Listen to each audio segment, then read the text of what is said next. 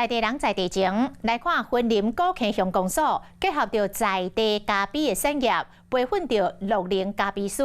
除了互长辈学一个专长，平时嘛会到各所在陪伴着独居的老人，用这个咖啡来温暖着长辈心。 许多人煮咖啡不只年轻，因是一阵6龄咖啡师，透过6龄中心学习的课来学煮咖啡的技术，并用时啊，伊嘛会到独居许多人引导出来，陪伴因开讲泡咖啡很香。本来我们想说到社区去冲咖啡，可能老人家不怎么喝，因为他们怕说喝了会睡不着。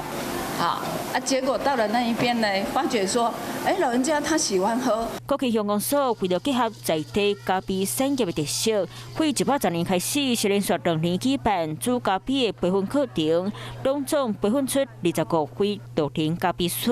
咱古坑乡虽然是讲咖啡的原乡哦，咖啡的故乡，但是竟然有好多的长辈没有上过我们的咖啡馆。透过这阵6龄咖啡师的陪伴，温暖每一位许多人的心。